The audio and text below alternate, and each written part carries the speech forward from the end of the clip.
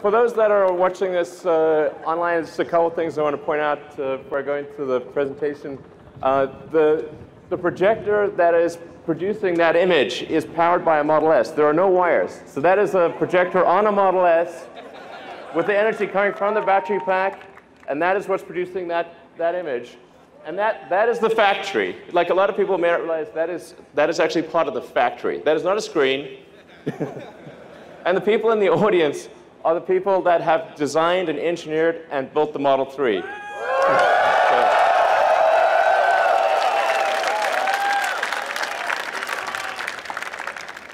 All right, so let's talk about what goes into making the Model 3.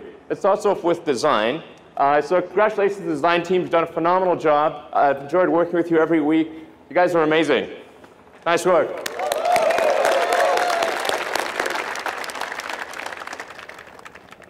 So there are many elements of the design. It's difficult to actually say exactly what makes it good, but except to say that we agonize over every curve, over every detail, every corner, every element of the interior, the exterior, including things that people probably won't even notice. We care about every part of it.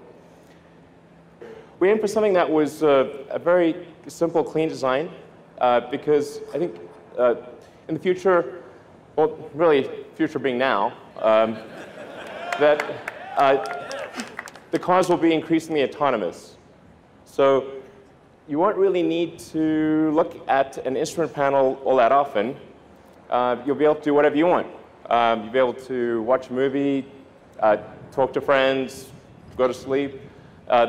Every Tesla being produced right now, the Model 3, the Model S, the Model X has all of the hardware necessary for full autonomy.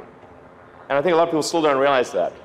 It's got the 8 cameras, it's got 12 ultrasonic sonar, it's got the forward radar, and it's got over 10 teraops of computing capability. Let's go more into the interior. So one of the challenges with the car was, since it is smaller than a Model S, how do we make a car that is smaller on the outside, bigger on the inside? So we took an idea from the Model X, which was the canopy screen that makes you feel like if you're in a Model X, it makes you feel like you're flying a helicopter. It really has this amazing feel. And we turned that around, put that on the rear of the Model 3 so that you could still have a great deal of rear headroom and have this amazing view while being in a smaller car. It's actually one of the toughest design challenges of making the Model 3. And then in terms of engineering the car, we had to engineer it to be a lot easier to build. The Model S is an amazing car, but it's very hard to build. So we had to get the part count down, design it still to be light, but also to make it affordable. And I think that the team's done an amazing job of that. And then where this really shows up is in things like safety. So let's take a look at the safety video. So on the one hand, you've got a car that is one of the safest cars in the world, a Volvo S60.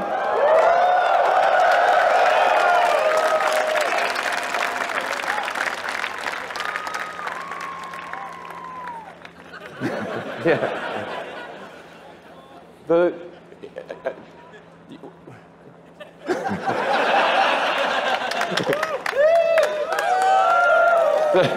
So there are a lot of cars that say they are 5-star, and they are sort of 5-star. That's not a scientific metric, but even though they are something like the Volvo, great car, by normal standards, very safe. The Volvo is arguably the second safest car in the world. But I think it is obvious which car you would prefer to be in an accident. So the first and foremost for the engineering of the car was safety. Then, in terms of production, the thing that's going to be the major challenge for us over the next 6 to 9 months is how do we build a huge number of cars. I mean, and frankly, we're going to be in production hell. Welcome. Welcome to production hell. That's going to be where we are for at least 6 months, maybe longer. But you guys know that you're veterans. I've been through this. So I look forward to working alongside you to journey through hell. And as the saying goes, if you're going through hell, keep going. Just to give you a sense of the size of the factory, we've got our Fremont car factory, where we are right now, is the second largest footprint building in the world. And that's going to ultimately produce 500,000 Model 3s and about 100,000 combined S and X vehicles, and maybe more if we can do it. But it just gives you, I want to give you a sense of the scale and how much has to go right. So then a frequent question I get asked, I noticed it popping up on Twitter quite a lot. Where is my Model 3? Sometimes not phrased quite as nicely as that. Well, we're building the cars as fast as we can. We're going to drive this ramp as hard as we possibly can. I have here a chart. So if you had trouble falling asleep, then this chart might help you. The point is to give you a sense of how manufacturing actually works. There are 10,000 unique parts in a Model 3, and these are coming from all over the world. About 2/3 come from North America, and about 1/3 from the rest of the world.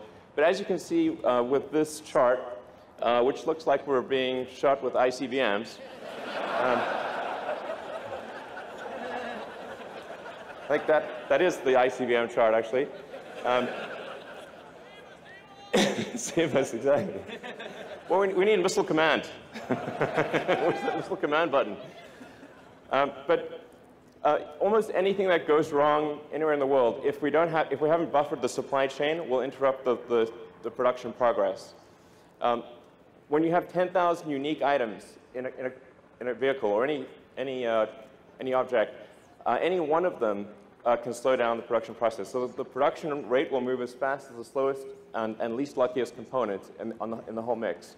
Then on top of that, we have the Gigafactory. So this is a stop motion. We started off with there being nothing. There was just a sort of desert, and built what is now it's actually now the largest battery factory in the world. And when it's done, will produce more lithium-ion batteries than the rest of global production combined for one building. So, yeah. So, in fact, let's go to the Gigafactory live, see if we can connect to them. Hey, guys. We have a whole bunch of people in Nevada that are helping make the battery pack, and the motor, the powertrain, and so we've got giant factory making battery packs and powertrains, giant factory making cars, and giant supply chain, and so all of those have to work together in cadence in order to get to our initial target of 5,000 cars a week, and then hopefully by the end of next year towards 10,000 cars a week. And then you're probably wondering, okay, will I be able to charge my car? Well, this is like probably the second most common question I get on Twitter, like, the supercharger is full, what is wrong with you? Why are you such a huge idiot? I'm like, sorry. Okay, we are tripling the number, by the end of next year, there will be 3 times as many superchargers as there are today. So that should really help out a lot. Essentially, you'll be able to go almost anywhere, North America, Europe, Asia, Australia, and many parts of Asia and the Gulf area by the end of next year. Eventually, you'll be able to go anywhere on Earth. Woo! Yeah. So, thank you.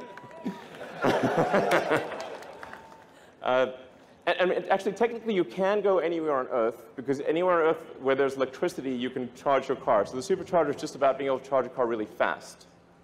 Okay, so let's talk about the specs for the Model 3. There are 2 main variants. There's the standard and the long range. The standard, well, is going to be $35,000 for a 220-mile range. It's going to be a fast car, so the acceleration will still be well under 6 seconds, 130-mile-an-hour top speed. And then you can also get the long-range one, which will have a range of 310 miles. Yeah.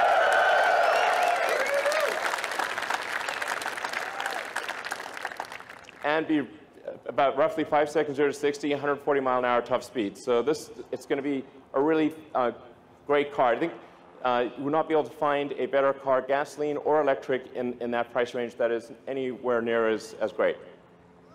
All right.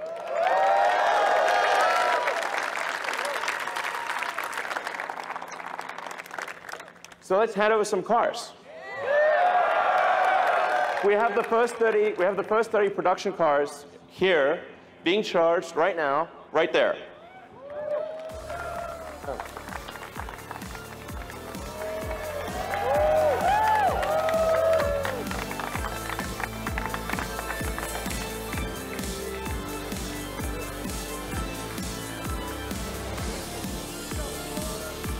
Hey guys.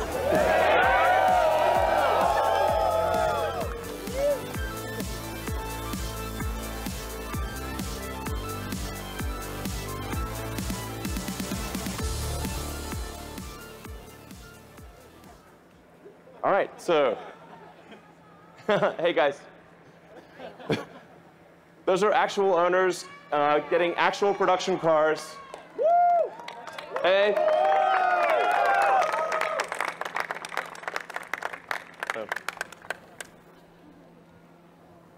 So there's actually, let's see, there's actually a total of 50 production cars that we've made this month, and 20 of which will be used for engineering validation, 30 of which will be on the roads with customers.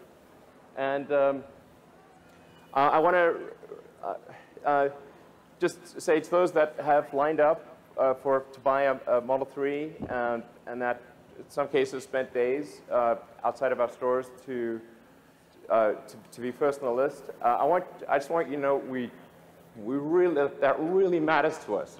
We really care. And we're going to do everything we possibly can to get you the car as soon as possible. So we're going to work day and night to do right by the loyalty that you've shown us. Thank you for doing that.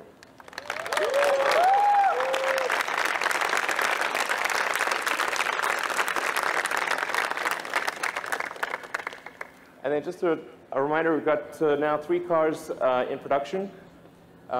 There's the X, the S, and the 3. Those letters can be combined however you'd like.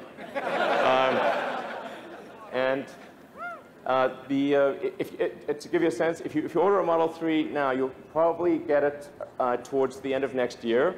But because the S and the X are in production, if you order them now, you can get them in about 1 or 2 months.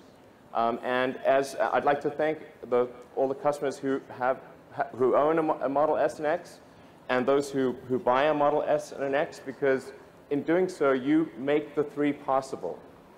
The money that we make with an S and X all goes into building Model 3. So thank you for doing that. Thank you for our longtime supporters. And thank you guys for making it. Thank you.